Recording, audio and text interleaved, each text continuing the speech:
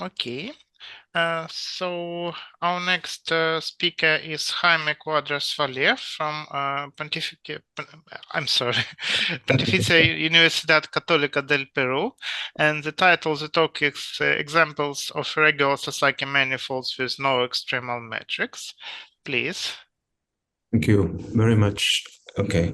Well, I will report on some recent results that I have with my PhD student, Joe Lope. So let me talk about the beginning of some basic definitions.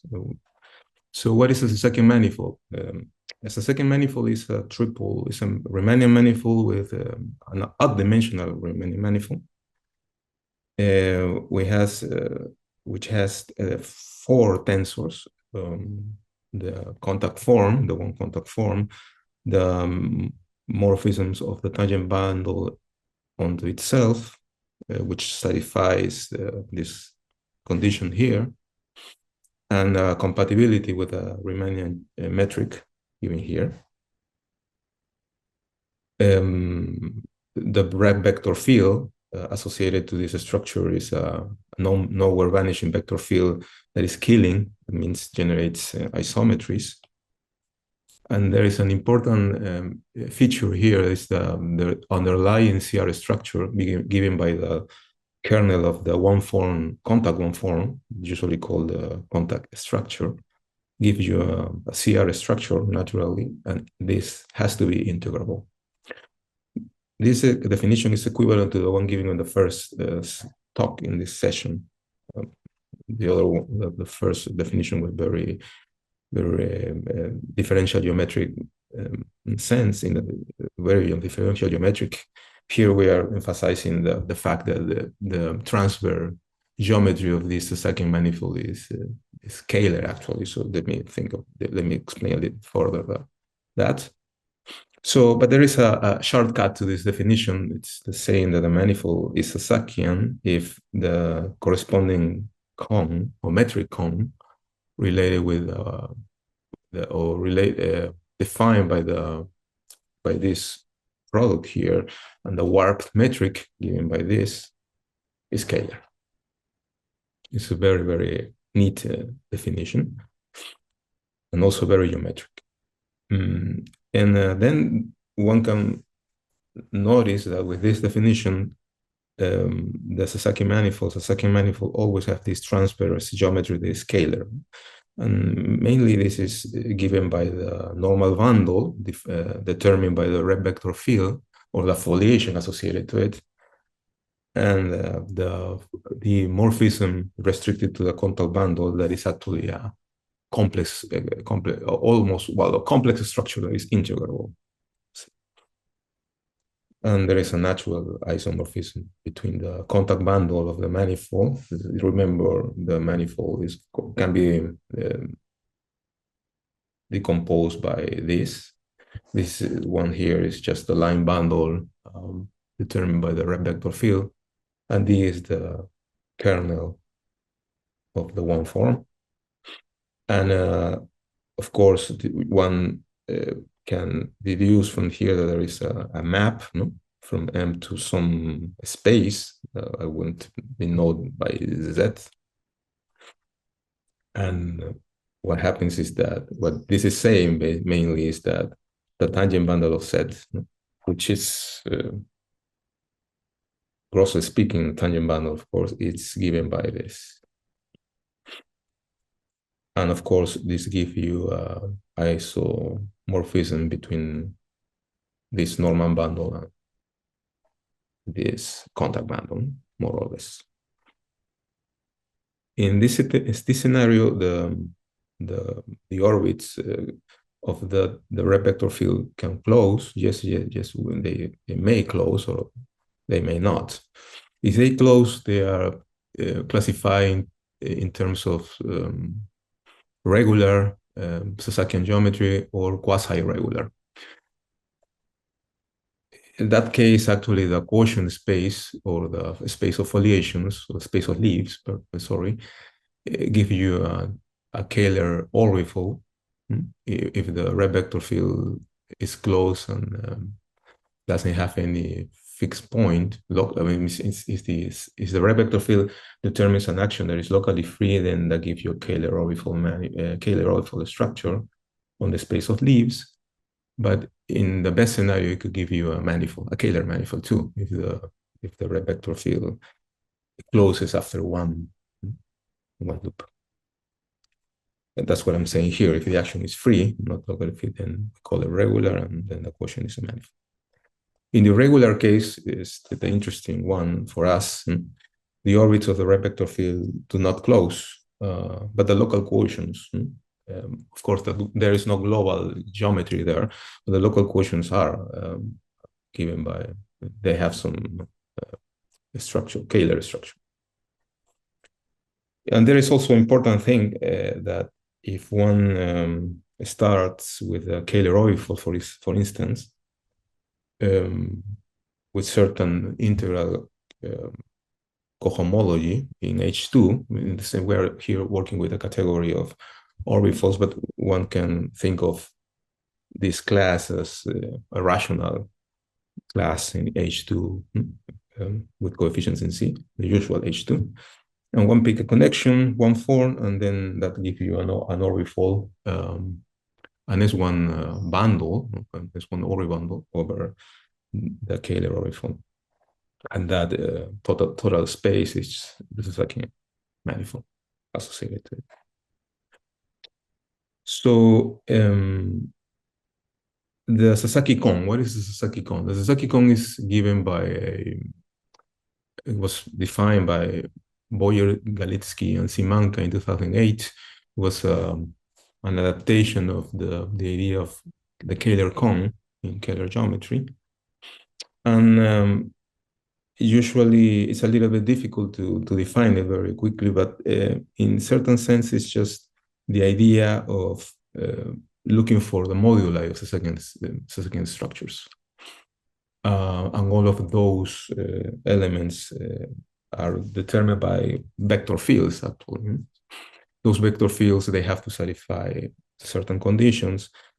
In particular, the vector fields associated to this group of automorphisms, they have to preserve the several tensors that are in the definition of the Sasaki structure, the red vector field, the contact form,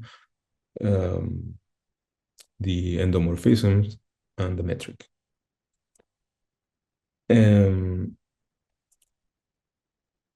certain sense, when you talk about automorphisms, we are assuming that our manifold is compact. Then we have a Lie group of automorphisms. We take the Lie of it, and those guys are interesting. Of course, we always assume there is a torus inside that group of automorphisms, and the Lie of that maximal torus with this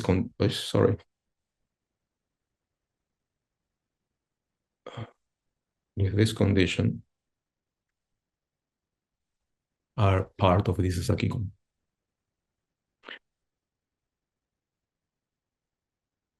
So what is important to remember here is that the elements of the Sasaki cone are exactly the elements that fix the transverse geometry, in the sense that it fixes you can have for different actions different transverse geometry, but what you want is that it preserves this isomorphism.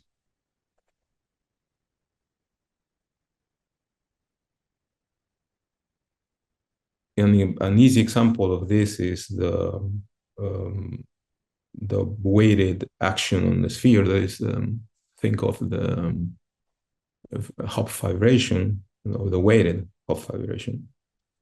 And you define the red vector field, the weighted red vector field in this manner, which is just rotations on each set of a couple of coordinates given there.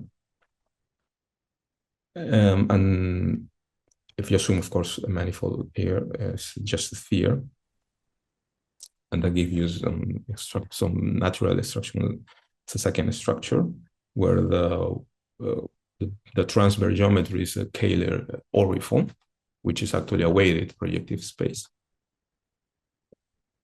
And then from there, we can generalize these ideas to weighted hypersurfaces. And we have, recall that a weighted homogeneous polynomial is given by a degree, a weight that satisfies this condition. And then one considers the link associated to it, which is mainly the intersection of the range of zero. Zero is assuming that it is the only isolated singularity of this polynomial and a sphere. And that sphere, sorry, is assumed to have the weighted Sasaki structure given previously. And it's very natural to then endow the link with the Sasaki structure of the weighted sphere.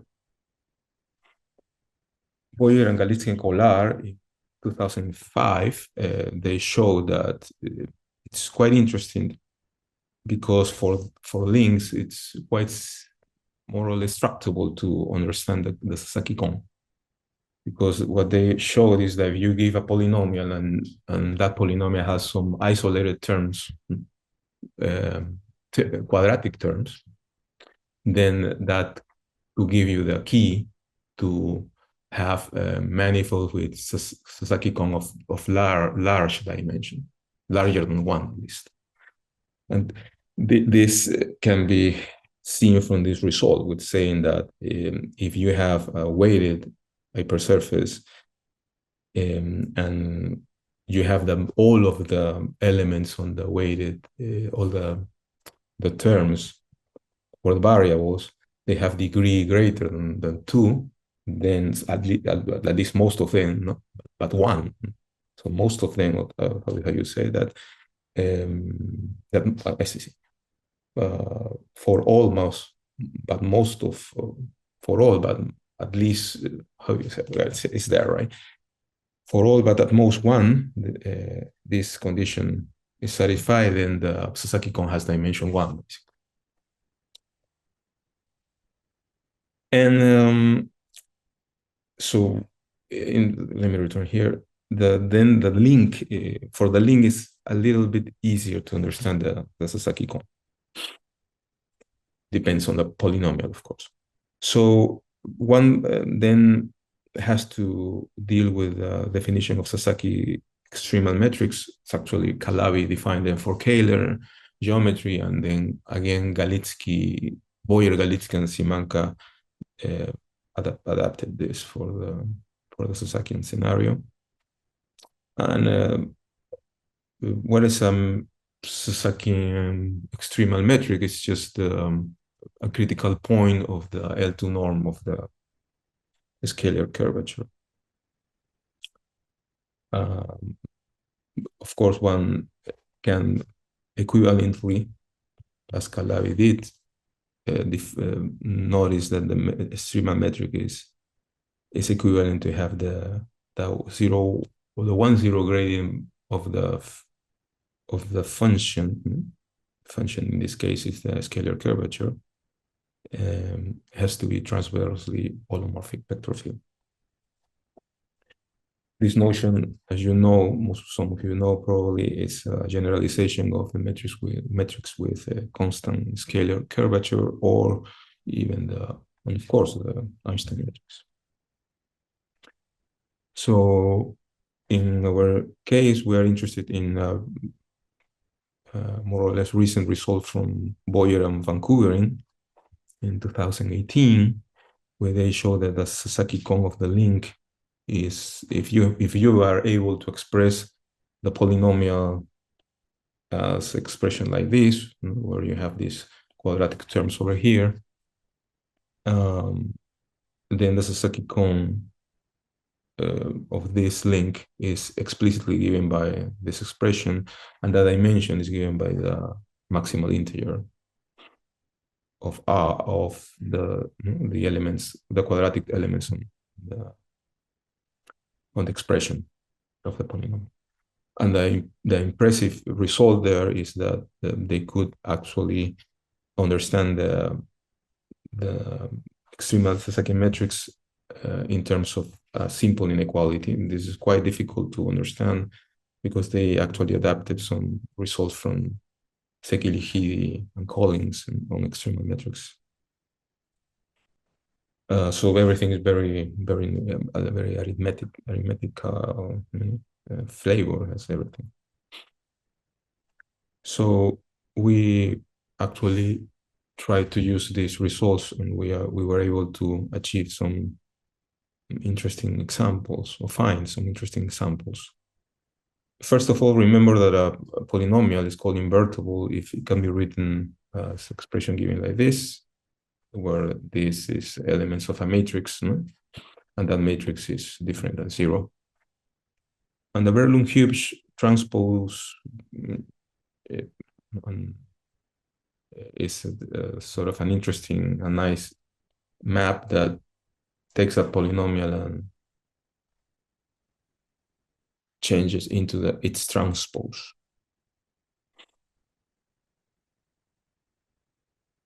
Okay.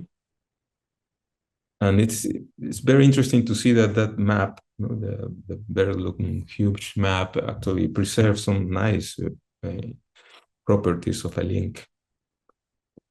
And well, we are going to consider for our result, we don't have much time, so we're going to consider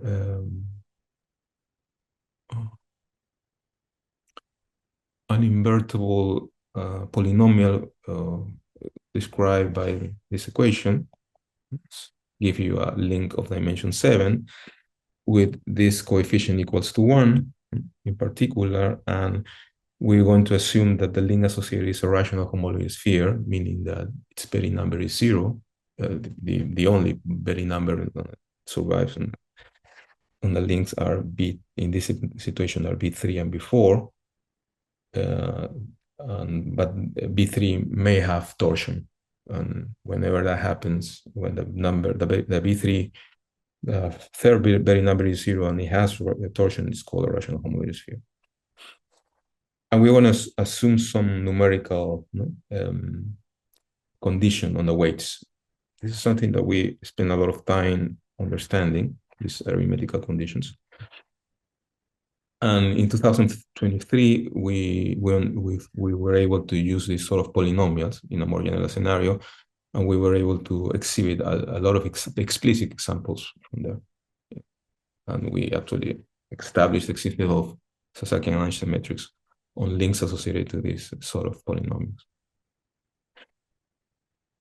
But recently we have found that we can exhibit interesting examples of links not admitting extremal metrics, and where the Sasaki cone is larger or greater than, its dimension is greater than 1.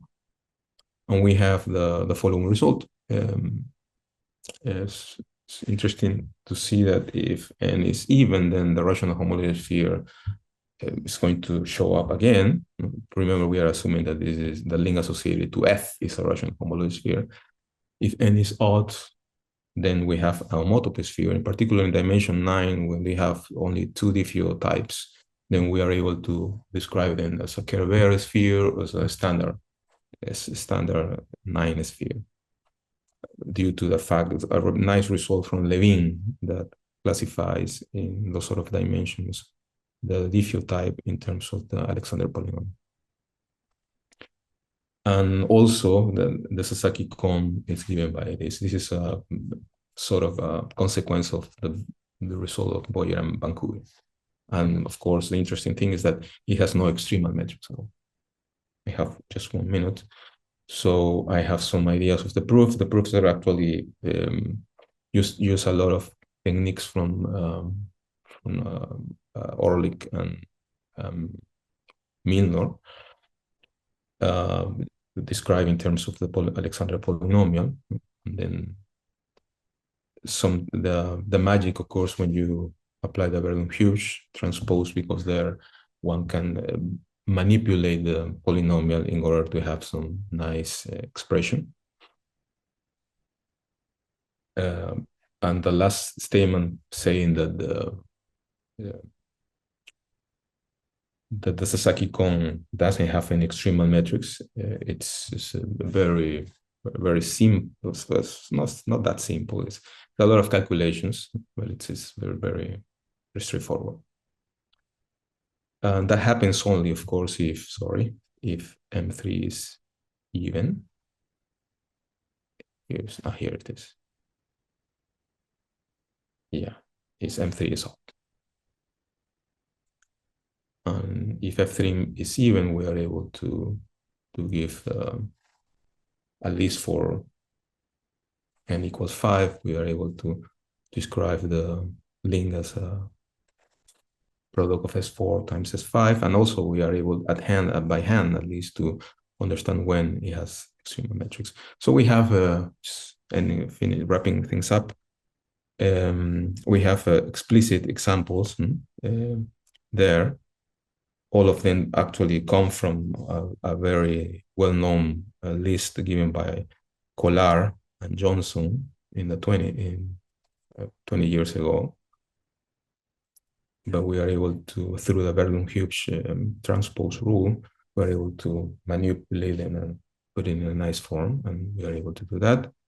And for links of the form S4 times S5, where M3 is even, we also have some precise, concrete examples.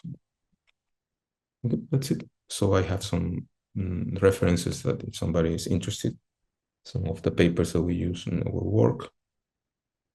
And well, I finished. I'm sorry for Thank you. Mm-hmm. So, nothing to be sorry about. Let's thank the speaker.